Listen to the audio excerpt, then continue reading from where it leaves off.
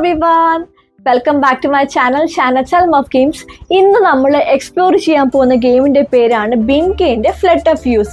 ഈ ഗെയിം എന്ന് പറഞ്ഞാൽ ഫ്ലട്ടർ എന്ന വേർഡ് ഗെയിമിന്റെ ഒരു അഡ്വാൻസ്ഡ് വേർഷൻ എന്ന് വേണമെങ്കിൽ പറയാം.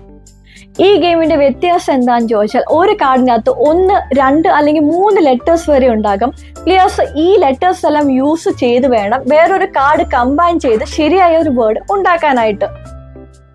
ഫ്ലട്ടറിനകത്ത് 3 ലെറ്റർ വേർഡ് വെച്ച് കളിക്കാമെങ്കിൽ ഇതിനകത്ത് മിനിമം 5 ലെറ്റർ വേർഡ് വെച്ച് കളിക്കാൻ സാധിക്കൂ. അപ്പൊ ഈ ഫൺ ആൻഡ് ഫാസ്റ്റ് പേസ്ഡ് ആയിട്ടുള്ള ഗെയിം വൊക്കാബുലറിക്കും ക്വിക്ക് തിങ്കിങ്ങിനും ഹെൽപ്പ് ചെയ്യുന്നു. ഇനി ഗെയിം എങ്ങനെ കളിക്കുന്നതെന്ന് നോക്കാം. Let's go.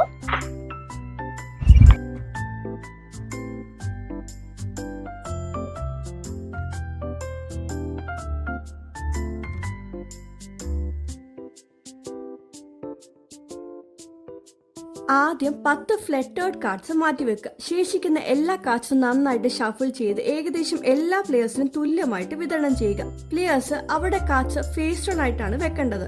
അവ തുറന്നു നോക്കാൻ പാടില്ല. ആർക്ക് വേണമെങ്കിലും കളി തുടങ്ങാം. ആദ്യ പ്ലെയർ അവരുടെ ഡെക്കിന്റെ മുകളിൽ ഒരു കാർഡ് ഫ്ലിപ്പ് ചെയ്ത് തുറന്നു വെക്കണം, ഒളിഞ്ഞു നോക്കാതെ. അതിനുശേഷം ബാക്കിയുള്ള പ്ലേയേഴ്സും തങ്ങളുടെ മുകളിൽ ഒരു കാർഡ് മധ്യത്തിൽ വെക്കണം. കാർഡ്സ് ഒന്നിന്മേൽ ഒന്നായിട്ട് വെക്കരുത്. എല്ലാ ലെറ്റേഴ്സും കാണാൻ പറ്റുന്ന രീതിയിൽ വേണം വെക്കാൻ, കാരണം വേർഡ്സ് ഉണ്ടാക്കാനായിട്ട്. ഗെയിം കണ്ടിന്യൂസ് ആണ്. ആവശ്യമായ ലെറ്റേഴ്സ് കാണുമ്പോൾ പ്ലേയേഴ്സ് ഒരേ സമയം തന്നെ വേർഡ്സ് കണ്ടുപിടിച്ച് വിളിച്ചു പറയാനായിട്ട് ശ്രമിക്കുന്നു.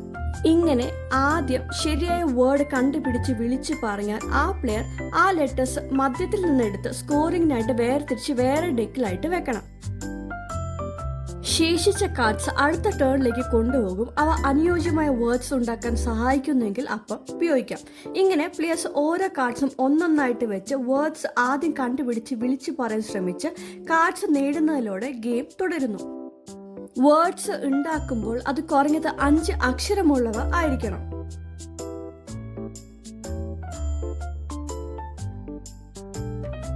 ബ്ലാങ്ക് കാർഡ്സ് ഏതെങ്കിലും അക്ഷരമായിട്ട് 1, 2 അല്ലെങ്കിൽ 3 വരെ ഉപയോഗിക്കാം. പക്ഷെ ഈ കാർഡിന് പോയിന്റ് ഇല്ല.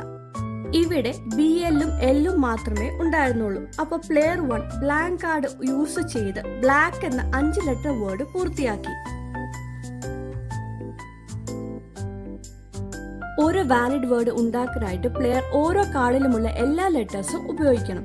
ഉദാഹരണത്തിന് ലഭ്യമായ കാർഡ്സ് GR, EA, AT ആണെങ്കിൽ ഗ്രേറ്റ് എന്ന വാക്ക് രൂപപ്പെടുത്താനായിട്ട് കഴിയില്ല, കാരണം AT കാർഡിൽ അധിക A ഉപയോഗിക്കപ്പെടാതെ ശേഷിക്കും.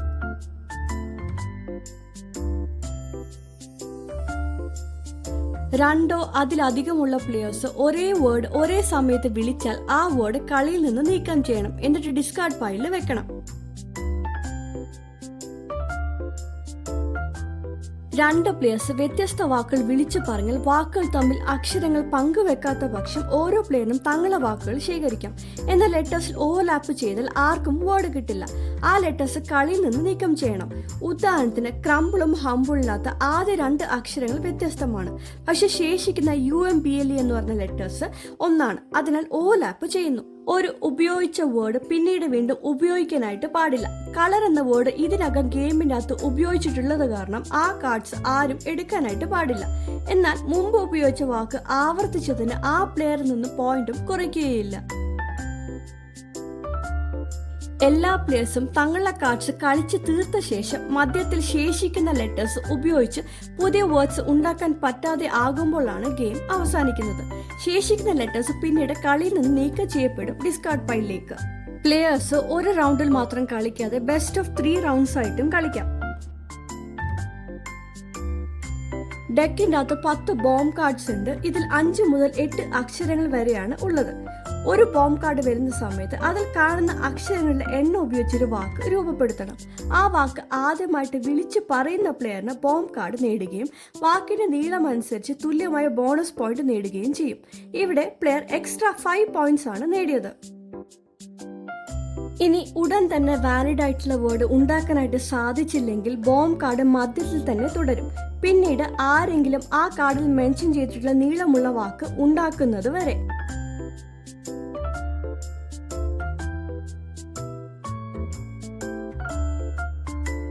ആദ്യം മാറ്റിവെച്ച 10 ഫ്ലട്ടേർഡ് കാർഡ്സ് പെനൽറ്റി കാർഡായിട്ട് ഉപയോഗിക്കുന്നു. 2 സാഹചര്യങ്ങളിലാണ് പ്ലേയേഴ്സിന് ഫ്ലട്ടേർഡ് കാർഡ് ലഭിക്കുന്നത്. ഒരു പ്ലെയർ മധ്യത്തിലെ അക്ഷരങ്ങൾ ഉപയോഗിച്ച് ഉണ്ടാക്കാൻ കഴിയാത്ത വേർഡ് വിളിച്ചാൽ അവർക്ക് ഫ്ലറ്റഡ് കാർഡ് ലഭിക്കും. ഉദാഹരണത്തിന് മിസ്പെൽ എന്ന വാക്ക് ഉണ്ടാക്കാനായിട്ട് 2 L ലെറ്റേഴ്സ് ആവശ്യമാണ്. പക്ഷെ പൂളിനകത്ത് ഒരു L മാത്രമേ ഉണ്ടായിരുന്നുള്ളൂ. അതിനാൽ പ്ലെയർ 3ന് ഫ്ലറ്റഡ് കാർഡ് കിട്ടി.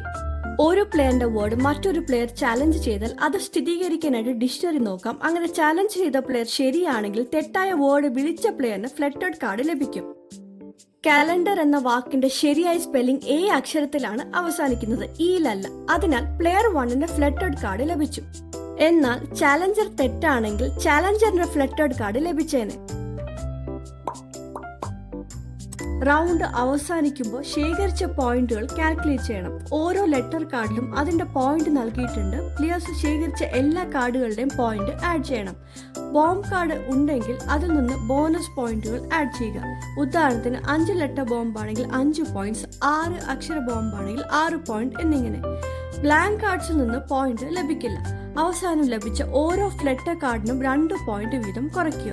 ഇങ്ങനെ ഏറ്റവും കൂടുതൽ പോയിന്റ്സ് നേടിയ പ്ലെയർ ആയിരിക്കും വിന്നർ.